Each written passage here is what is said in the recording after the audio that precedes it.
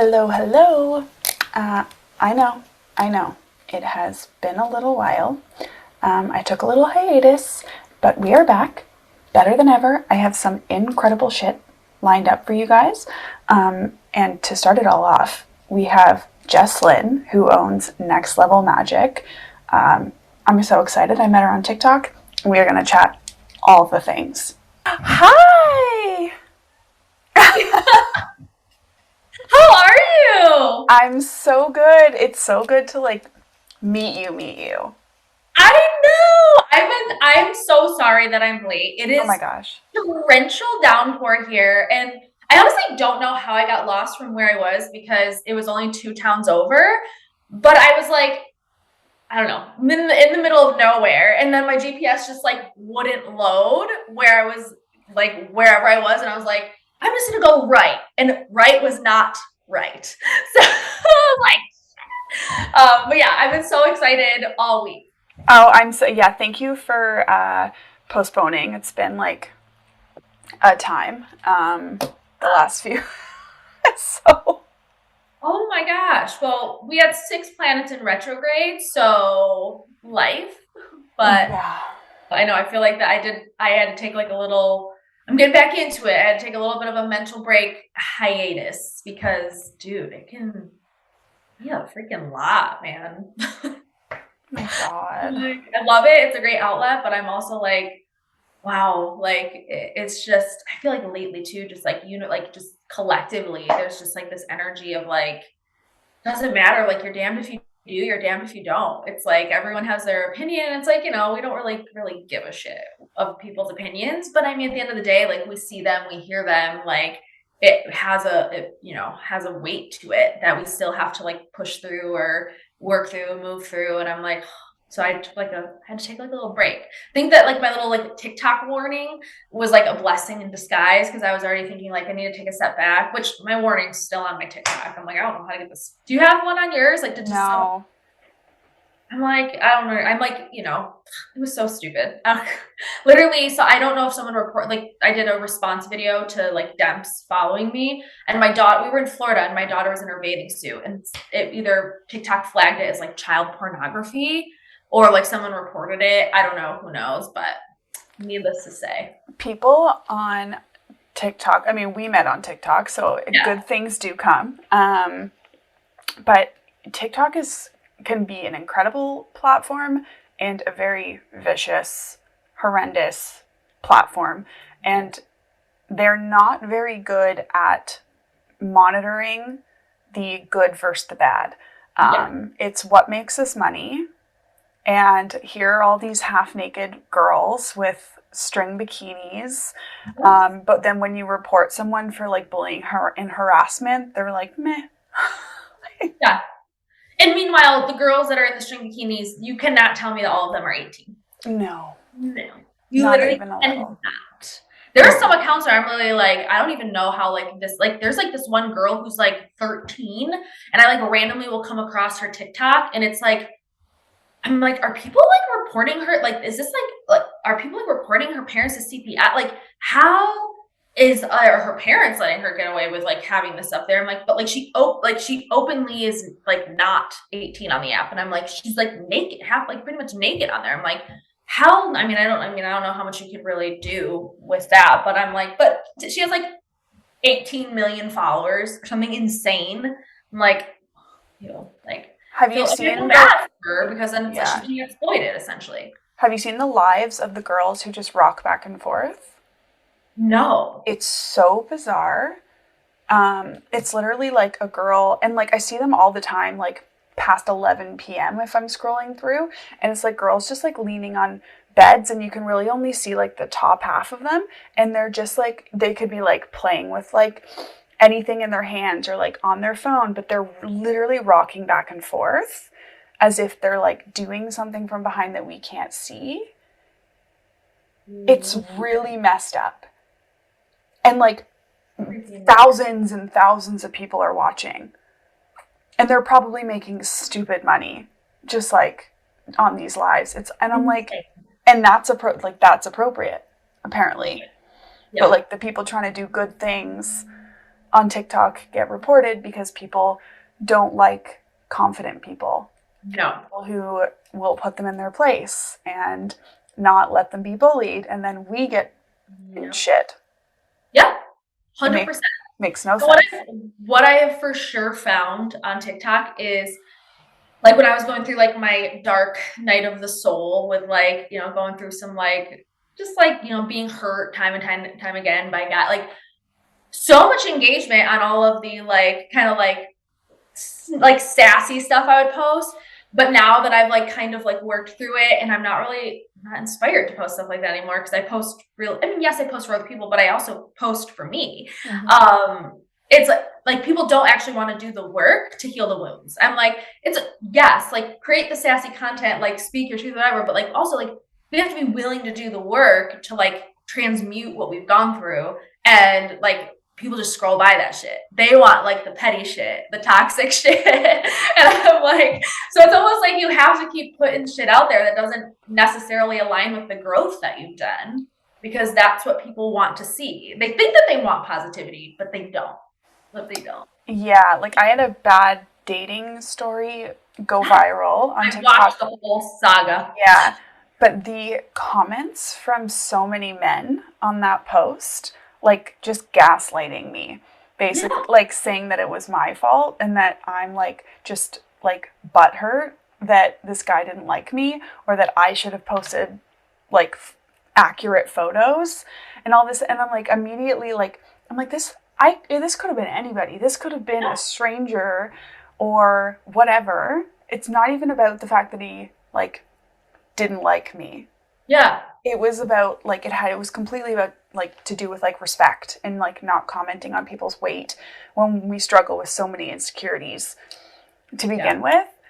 And like people just turned it into like some crazy, I probably blocked 250 people from that video alone. Oh my gosh. Yeah, because that, like, your series went on for a while, and I just remember, like, every video, I was like, damn, I'm like, this is still going strong. And then I remember, like, then you got into, like, it was the Old Navy dress that you wore, right? And then I was like, oh, I love this, you know? And then it's like, then I could see your content start to shift more positive, and I kind of was, like, taking note. I'm like, I'll be interested to see, like, now that this has shifted into something positive, what happens. And like, I mean, I feel like your engagement was still really, really good on it for a while. Like, and I was like, okay, like maybe it's just me. People just like the drama. People want the drama, and people just don't like being put in their place. No. So and the sad part about TikTok too is that people feel like it's like their opportunity to put their own shit on other people without having to put a face to it. And they can just attack people and feel like, well, like now I can just scroll by and have zero accountability. Yeah. So it's sad, but it does wonderful things at the same time too for people. And like my mom and I were at the Michael Bublé concert last night. Yes, how was it? It was amazing. No, you were supposed to go a while ago, and then something happened, and like you got free tickets or something, right? Well, yeah, because I did a TikTok wanting to see if I could get him to say hi to my mom in like the comments, because he engages very well with people on TikTok. Yeah. And so I did a video. I was like, I just can't, like after the last 2.5 years with the pandemic and my business, I was like, I just can't swing tickets this time. Yeah. And I was like, but she's a huge fan. Can you just say hi to her in the comments? Yeah. Well, that went like mini viral. Yeah. And he commented on it saying like, we can do so much better than a hi. And we did a FaceTime with him. No! And he gave us the concert tickets. So we didn't even know where we were sitting until we got there. Like they were like, just pick them up at will call. Yeah. And we got there and there were like floor seats. We were like, we were right up there, and I have like a whole video, like my mom got a hug, like it was just like, yeah, it was the best. I love it. Oh my gosh, I love it. That makes me so happy. So good things, there are shitty things on TikTok, but amazing things also happen. I love that. Oh my gosh, I love it. Oh, I'm chill. But I figured let's get into you a little bit. Okay. Yeah. Because I definitely want to learn, like I was creeping all of your next level magic stuff. Okay. And I figured between TikTok and then my podcast platform, we can get you out there. You might be able to help some other people's. Before we get into the business, tell us more about like you and your past and what led you to starting Next Level Magic. Ooh, okay. I will give you the cliff notes. So in 2013 was when I graduated college. I have 3 different degrees. Changed my major like 7 times. Thought I wanted to go to law school. Took the LSAT. Basically was like, I'm going to try corporate America and go from there. Well, entered corporate America. Was immediately, I struggled with anxiety my entire life. When I was a child, I used to get really sick, and they just kind of attribute it to like just an uneasy stomach, allergies, whatever. Now looking back on it, I'm like, I think it was just a physical manifestation of my anxiety that I was diagnosed with later on in life. But when I entered the corporate America world, the anxiety of, okay, I'm now entering this entry-level position at $13 an hour. I have student loan debt. I'm supposed to I'm supposed to hit all these benchmarks at a certain time in my life. I feel nowhere near those. And I'm having to work this corporate job, 2 part-time jobs to even make ends meet. And I cannot imagine living my life like this until I'm 65 to then maybe live my life. So it kind of put me into like this dark downward spiral of anxiety, and then that kind of segueing into some depression, and led to some very unhealthy habits, some drug use, alcohol use. My daughter's father and I just were not going down a very healthy path. It was just very toxic. And so I had this come to Jesus moment where I ended up getting really sick. I was diagnosed with an autoimmune disease after months of not being able to figure out what was going on with me. And that's when I changed my entire life. I started to dial in my nutrition. I joined a CrossFit gym, and I was like, I'm ready to do something good with myself, even if I don't know where it's going to lead. And from that, I started to cultivate a community of people that were excited to see me win. I feel like in the corporate world, and especially as women, from our childhood, we're kind of surrounded in like this competitive world where it's like you get to the top off the backs of other people instead of with the backs of other people. And I was always surrounded by people that they only wanted to be with me if I was partying or, being their ride or like doing the things that weren't bettering me. And then to be in this now community where people were cheering for me, they were excited to see me win, I realized how much I wanted to be that person for someone else. And so what essentially started off as me wanting to become a personal trainer led me into initially with network marketing, which I no longer do. It's my own business now that I operate, but I partnered with a network marketing company centered around health and wellness for 5 years, and it completely changed my life. It taught me the ins and outs of running a business, of being independent, of personal development and growth, recognizing my own faults, and then how to make those shifts over time to change them.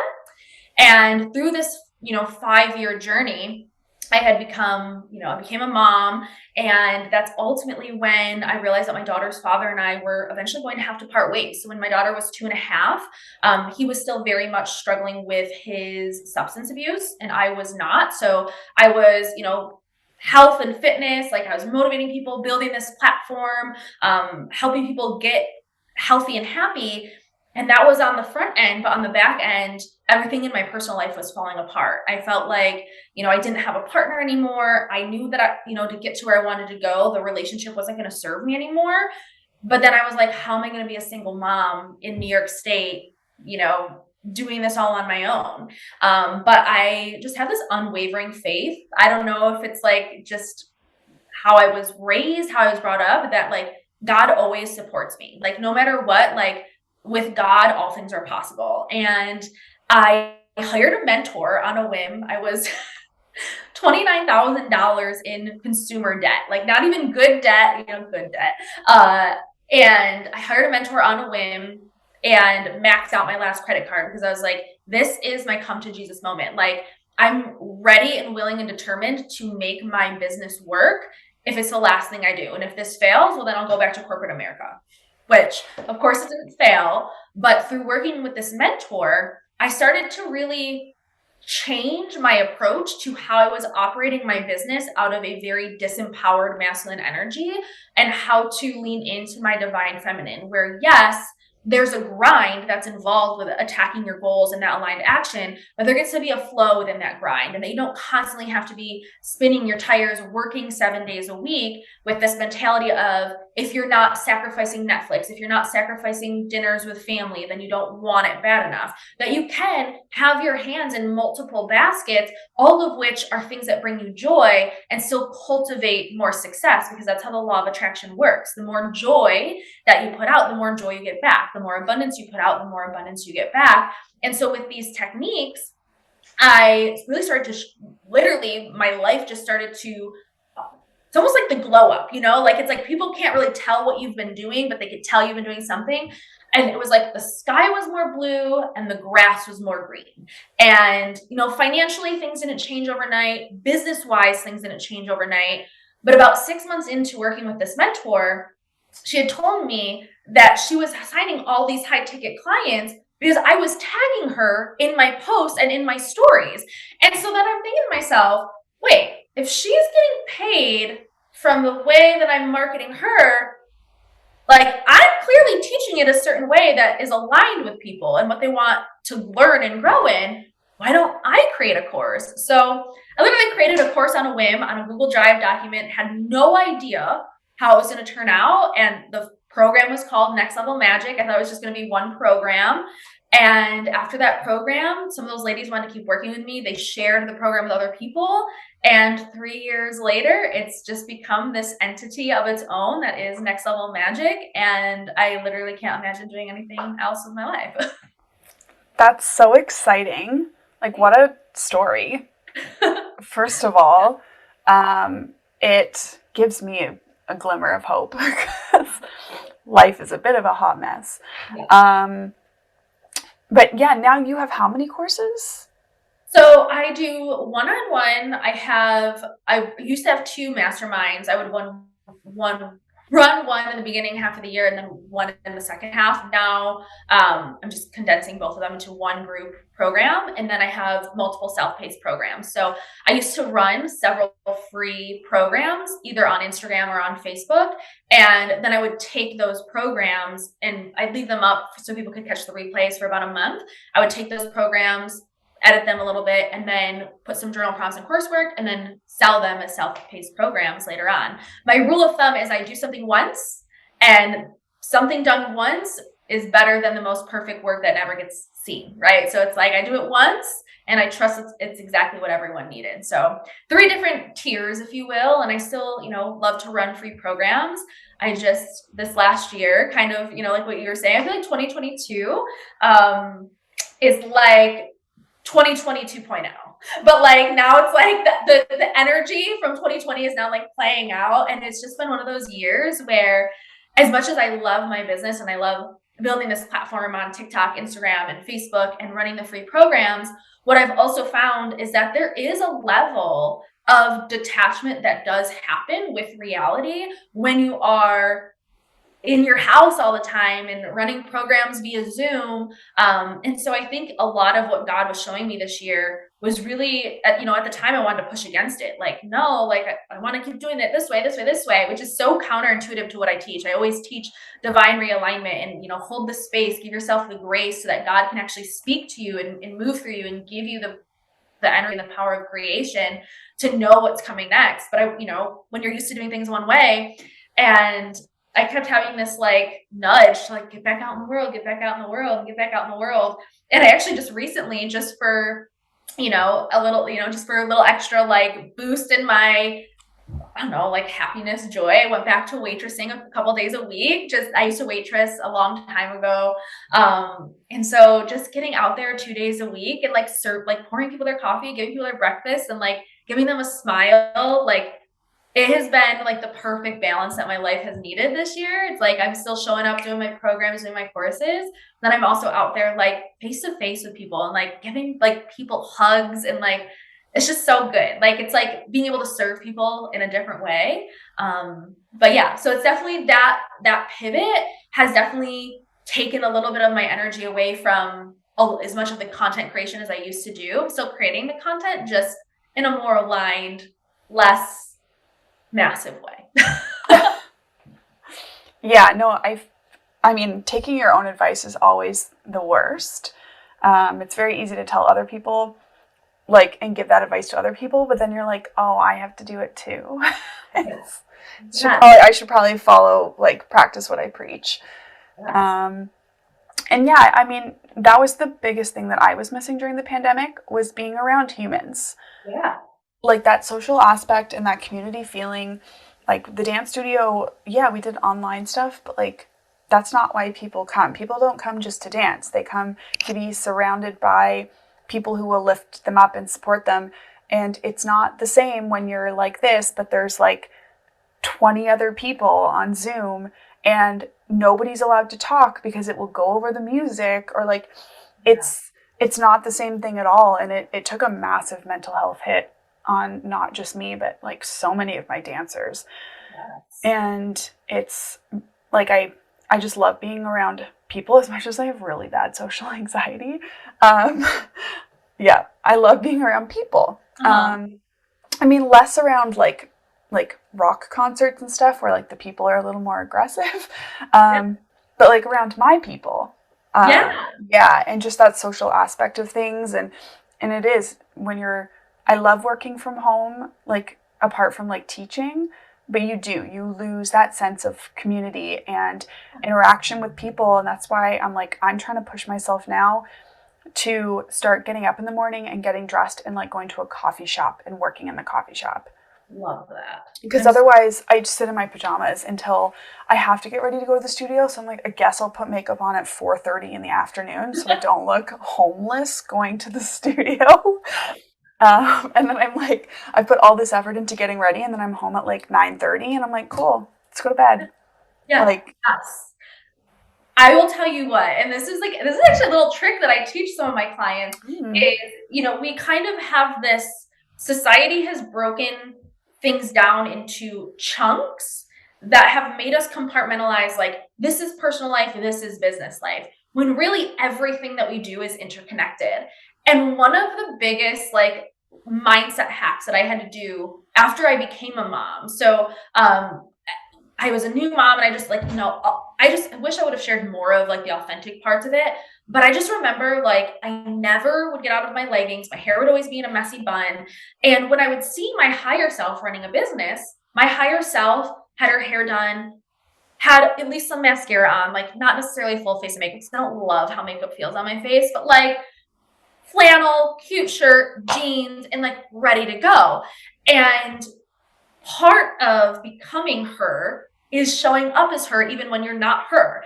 And so I started doing this little mindset hack I started with 3 days a week where I would tell myself that getting ready was a part of building my business. That getting ready was me tapping into the energy of my 6-figure CEO self. And lo and behold, it started to create this pattern of, well, now I feel more confident. So I'm speaking more confident. My energy is more potent. People are starting to see this shift. And now they're wanting to know what I'm doing. And that positive reinforcement is motivating me to now do that every single day. So, 4 out of the 5 days of my work week, I'm usually, ready to go. I get my daughter on the bus. I come back inside, shower, do my hair, get ready for the day, and go.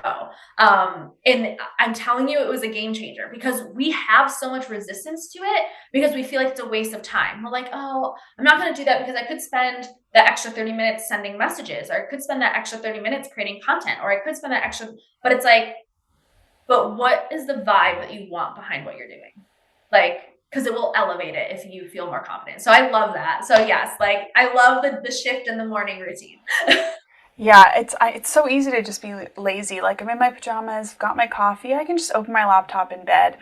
And then it's like, well, I need a distraction. So it's like you put the TV on in the background and then I'm not focused on what I'm doing. And obviously now with MS, I'm like short-term memory and focus is like a huge thing on its own. So I have to retrain my mind how to tap into something and not be distracted. Probably also like a little hint of ADHD. Oh, yeah. Where it's like, squirrel. Yeah. Yeah. And it's like something shiny. It doesn't take much, which is also why I think I avoided coffee shops and stuff in the past, because I love people watching. But at the same time, it's like not being around my like comfort, where it's like, okay, well, I can just sit here in my shorts, and it's like, no, I'm here because I need to work. Yes. It sort of helps push me in that direction, even though I'm like, I have little moments where I like veer off a little bit. Yeah. But it brings me back in. And there's just like endless caffeine. Yes. Which helps as well. Yeah. Oh, for sure. Helps with, I mean, and also too, if you do actually have ADHD, caffeine is great for us. It's like basically $5 Adderall from Starbucks. Yeah. I've never been tested, but like it's based on like not only all the things I've seen on TikTok, but like I've done like online stuff too, and it's like for sure. Like there's no way that I don't. And like the leg fidgety thing, like right now I'm trying like not to bob up and down on my chair because my leg's doing this underneath the table. I'm a firm believer that we're our own best advocates, and like you just know, like for example, I've been tested twice for celiacs. My biological father had it. I have a massive intolerance to it. I mean, like I will look 20 pounds heavier just from eating gluten. Like if you look at some of my TikToks from when I was in Florida, my grandma's like, my whole family's Italian. All they eat is pasta and carbs. And of course, like I'm on vacation, I want to indulge. I literally gained 20 pounds in like 2 days, and it stayed with me those like entire, almost 3 weeks that I was there. I wasn't eating terrible. It was just the things that I was eating had gluten in it. Both times they say, no, you don't have celiacs. I've never gotten the scope, which apparently is a little bit more effective, but I just know, like, I'm like, I just don't eat it. Like, I just, I'm like, I don't get the toast when I go places. I make sure I don't buy anything with gluten in my house. And if I'm on vacation, mess around and find out every now and again. But, so if you feel like that you have it, like I always say like 100%, like we know ourselves better than even to get, because I have Crohn's as well. Oh yeah. Okay. So even to get that diagnosis, I had basically had to like sit in a doctor's office and refuse to leave before somebody helped me, because I was so sick and I had been dealing with some of my problems my entire life, and it was like, again, anxiety. Like, it's IBS. And it's like, it's not. Like, you just know in your gut, literally, that it's something so much bigger than that. And I had to push and push and push for years. I was 30 before I got, not even, how old am I right now? 35. You do not look like you could be 35. I know. At all. Like, I'm over here thinking like 28. Yeah, I get like 25 a lot. Yeah. It's my mom. It's genetics. Great genes. Yeah, great genes. But yeah, no, I had to push and push. So I think I was 31 or 32.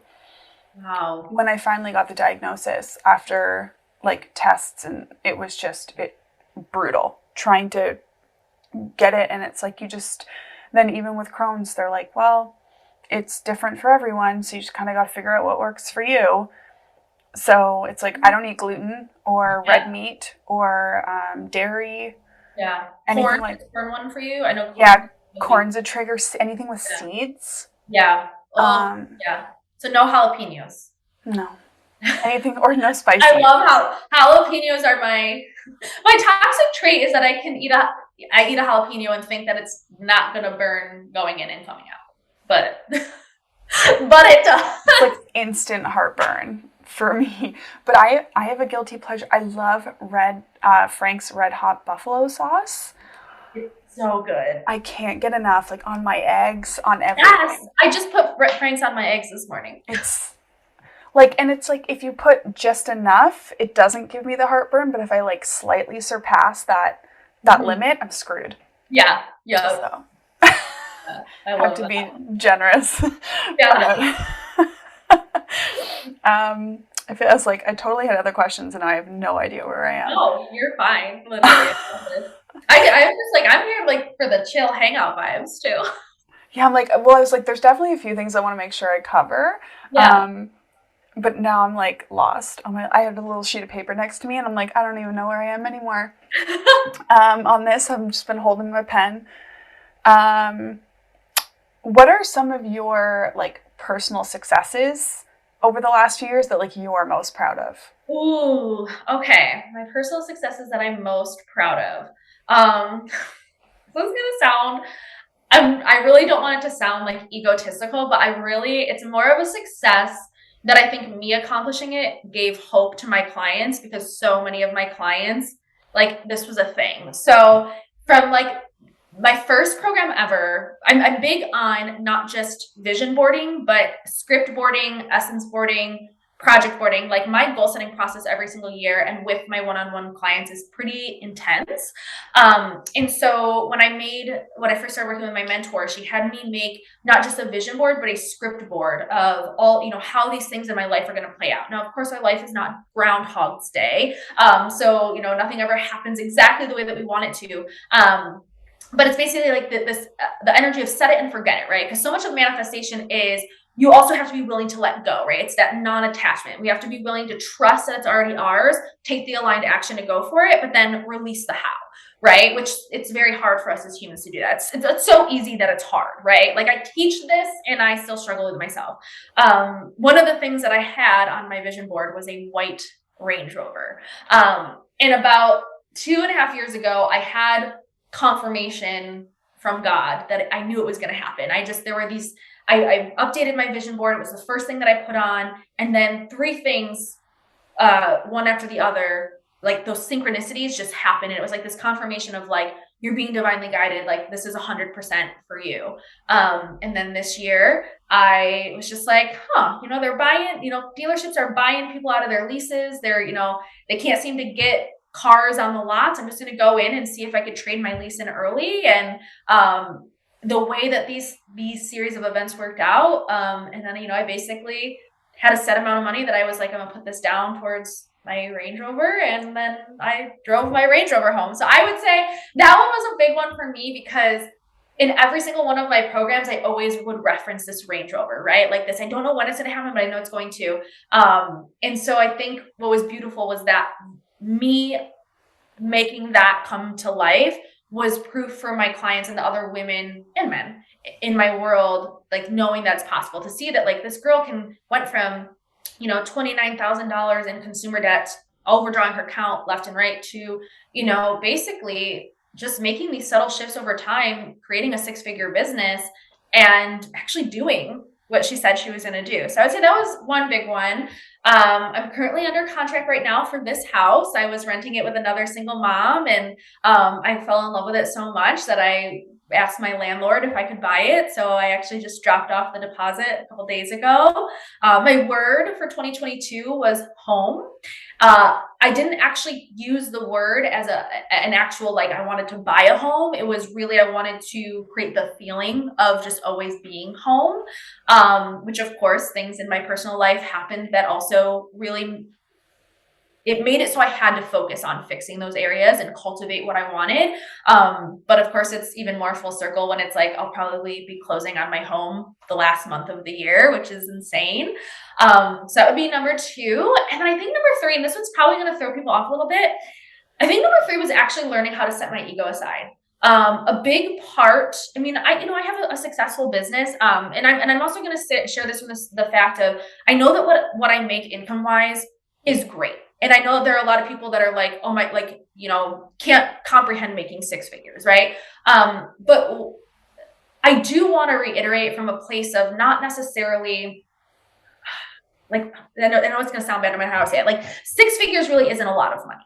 I think that a lot of like me, when I was making 30,000 a year, 6 figures was like, oh my God, I've made it. But when you live in New York State, which is like the 2nd or 3rd highest state, expensive state to live in, you're a single mom, my child has special needs. She has a diagnosis of something called trisomy 21 mosaicism. Half of her chromosome is typical. Half of her chromosome has Down syndrome. and then you are making investments and you're investing in your business has expenses,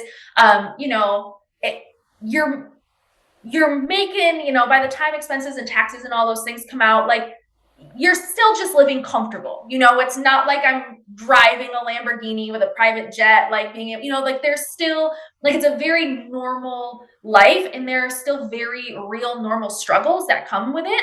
And as much as I teach money mindset to my clients, I still have times when money is tight, money is tough, like it's just a part of our human experience. And so with, the going under contract for this house, I've also been under contract for some land for about a year and a half, which that's a whole story in and of itself. We've just one piece of red tape after the other, making some investments. I was like, I want to bring in a little bit more income that's a little bit more, I don't want to say the word stable, but stable, where if I could bring in an extra $500 a week, like I would feel good with that. What's the easiest way to do that? And so much of my ego was, what are people going to think if you go back to waitressing? What are they going to think? Are they going to think that her business is going backwards? And what I ultimately had to realize was, you can do all the things that you said you were going to do, and it's not going to yield you the feeling that you thought it was going to bring you. So you need to live the life with the feeling that you want to cultivate right now more than anything. And so I think me setting my ego aside and actually doing something that brings me joy in an easier way was also a huge goal for me, because that's very hard for me. I've always operated out of an empowered masculine energy. And so for me to set that aside and actually just be like, my joy comes first, even if my income takes a little bit of a dip for a little bit, even if some things have to change, like, how do I feel about the life that I'm living and the people that I'm spending it with? And that needs to trump everything else. So I think that would be the third one. That is like great advice. Oh, good. It is though, because I mean, so many people don't do things that they want to do or feel like they need to do because they are concerned about how other people are going to see them, yes, or the fear that people are going to judge them for the decisions that they've made, or, oh God, what are they going through now that they're doing this? And meanwhile, it's actually nobody's fucking business. Exactly. And I think that's a fear that social media has given us, is we constantly feel like we're under a microscope. And I teach this to my clients, so I'm like, no one actually cares what you're doing. Like the only people that care about you are the ones that actually are interested in you and invested in you, and your haters. Like those are the only people that have you on under a microscope. Everyone else, like those 800 people viewing your Instagram stories, like they don't actually remember what you're promoting. They don't actually know if you sold out that launch or not. They don't actually know if one person or 100 people bought your program. Like they only know if you tell them. So like, if you fail, it's fine. Like we believe that in our own mind, we're the biggest deal, right? We're our own worst critic. So we're the biggest deal, but from a negative connotation, not from a positive one. And we feel like we're constantly under a microscope. And that's why it is very hard for us to usually set our ego aside, because we feel like everyone is watching. Everyone knows when we fail, everyone know, and of course we want people to know when we win, but we also, I like to share both. I'm one of those people, I'm like, okay, well, if I'm going to share this shit, I'm sharing the shit. So I'm like, I'm going to share the rough moments, but I'm still going to share the wins, No, of course. I mean, we should be able to celebrate our wins without worrying that people are going to try and take them from us. Yes. And it's one thing that I will never fully understand is how people can get to that mindset that they need to come at and somebody else and just like try and destroy their happiness. Yes. And they must be, and I'm sad for those people, because they must be in like a dark enough place where all they have is trying to bring other people down to their level, because it hurts them to see happy people. Yes, 100%. And that to me breaks my heart, because they're going to get to the end of their road and so much of their energy would have been wasted on people that don't matter. Like literally, like for a lack of a better term, like if you're a troll, right? Let's like say you're a troll or a hater, like what does this influencer with 2 million followers or whatever, what bearing do they even have on your life specifically? Like when you're 90 years old, are you going to be proud of the fact that you expelled that much energy into someone who really doesn't matter in your life? Like, and not to say that that influencer is not doing amazing things, because chances are they are, but they literally have no bearing on your life. And then it just also makes me think, like, you know, I don't know. I guess I've never been anyone like, I'm like, if it doesn't impact my life, I literally just do not worry about it. Like I can do what I can do and act in alignment with my belief systems and the things that I feel moved to take action towards and to better, and, like charities and different things that I know speak to my soul, that I do know collectively we need to work on to be better. But there's so many times I see people post shit on social media that I do not align with, and I'm like, is it that hard just to keep scrolling? Like I cannot think of a time that I've ever written anything negative on someone's posts ever. No. And I'm like, it honestly makes me feel bad for those people, because by the time they realize what they wasted their energy on, it's going to be too late, And you would never do those things in person. Like if you were walking by a demonstration of something that you did not support and you didn't believe in, you do not wait for it to finish and then go up to the person and say awful things to their face. Yeah, absolutely. You just keep walking, you're like, ugh, and you move on. Exactly. And then 10 seconds later, you've forgotten about it. Yep. But it's like hiding behind the keyboard. People can just say and do whatever they want. And it's gotten so scary and so out of hand and has caused so many mental health issues. And like the amount of people who have taken their lives based on how low they have felt because of complete strangers giving them unwarranted, unsolicited opinions on how they live their life, their appearance, their job. It's so sad. And it's like, as hard as you try and put it behind you because you know who you are, it catches up with you and it gets to you. And I have those moments too. And it just, you have to have a moment, because it's okay to have those moments. I think people are like, no, I got to be strong. And they just like try and brush it off. You need to let those out. Otherwise, it's just going to build up and make it worse. And then you take a breath. You tell yourself you're a badass in the mirror, and then you move on. Yes, absolutely. And I'm a big believer in, yes, like we want to be able to synthesize everything eventually into something that is positive, or hindsight is 2020 type of mentality. But like, I'm so not about that toxic positivity. Like I am like, some of the best answers lie in your darkest moments, and like you have to be willing to sit in them. I feel like I sat in a lot of those dark feelings like for most of 2022. And I'm like, I'm so excited that like this last half, I'm like, okay, like this last half has been a little bit more smooth sailing. My grandfather actually did just pass a couple days ago, but we spent sorry. 2 weeks in, he was in hospice, and like we spent probably like close to 10 days together, maybe a little bit. Yeah, around there, like just with family, like surrounding him. And like, so by the time he had passed, like we had time to like really kind of accept it. But I'm like, I'm ready for 2023 to be like peaceful vibes. Like, I just feel like there's been a lot of like one thing after the other. And that's such a self-fulfilling prophecy as I say it, but it's also like a lot of things that I've been searching for in life were found through some of the dark moments that I've, had to sit in, I could not agree more. Like about 8 years ago, and I did a TikTok on this too, I went through like a very dark phase in my life where like, I think it probably ended about 6 years ago, but it probably lasted 3 to 4 years. Like, wow. I didn't even know who I was.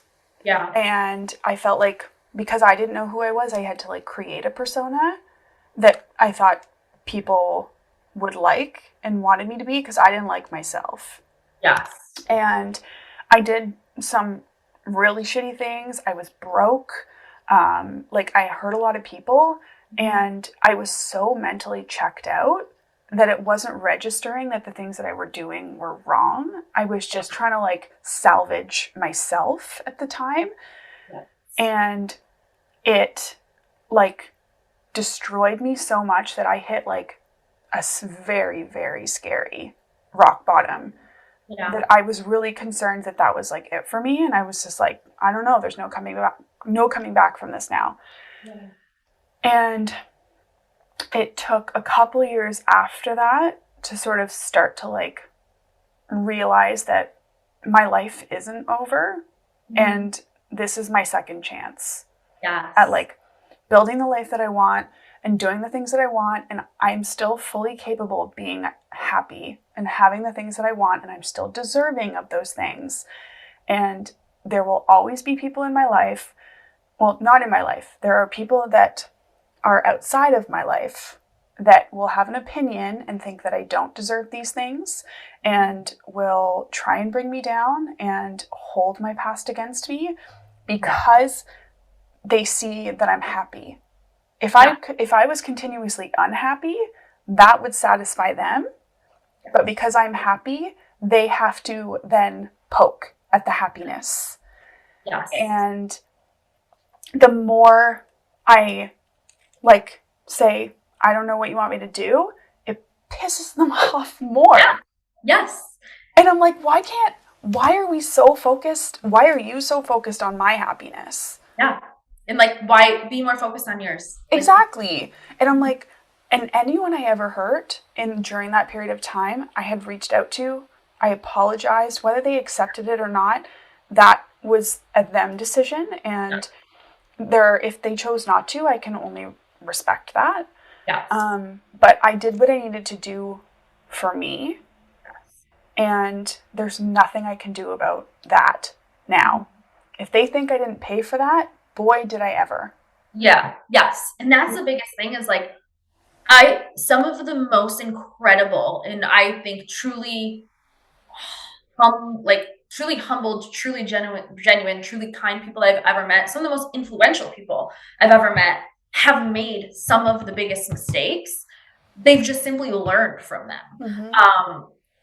So last year, right kind of before I came on to TikTok, and I really used TikTok. I really wasn't using TikTok as a way to as a platform towards my business. I honestly really still don't. My backup one kind of is, but I don't really do much with that because I just like TikTok as my own outlet. But when I started creating that content, I had made a pretty big, I live in a small town, and I had gotten myself in a situation with a person that it was not the most genuine situation that I could have put myself in, right? And there was someone that got hurt, and it wasn't an intentional me trying to hurt this other person, but feelings got involved, and I had to own that when I decided to show up and try to work through some of these feelings and try to be better and learn from those mistakes, that I'm going to be the villain in a lot of people's stories. I am going to be a hypocrite to a lot of people and be the enemy to these people. And that I had to be willing to accept, if they posted something about me on social media or they tried to cancel me, like whatever it was, I had to be willing to accept that would happen. And thankfully, we kind of always make up the worst case scenario in our brain, and it never really got that bad. And so much growth happened as a result of that. But I struggled immensely with what I had to work through, not because of how I was hurt in that situation, but because of how I know that I hurt someone else in that situation, and every single person I've ever met that is influential and powerful and genuine and kind has always had at least one big fuck up in their life. And I think it's crazy that we live in a world where people don't believe in redemption. Like in my world, redemption is a powerhouse, and like everyone is worthy of redemption.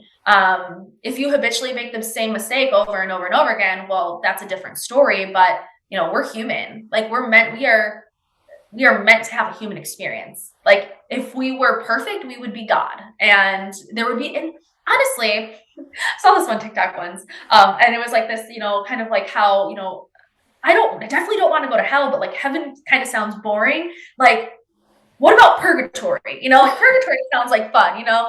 And I'm like, I just think so much of living here on earth and being human, as much as we aren't always proud of our mistakes, it's what makes life worth living. And it's kind of what makes life fun. Because if we always knew that we were going to get it right every single time, we would never actually do the things that we had to do. We would just be sitting on our butts because we would know it was coming to us. So like, we have to make mistakes. We have to fuck up. We have to accidentally hurt someone. Sometimes you have to intentionally hurt someone. Like, you're not like it's not, I'm not saying go out of your way to like bully people. Absolutely not. I don't condone that, but it's like, you can know you're doing something wrong and still do it anyways.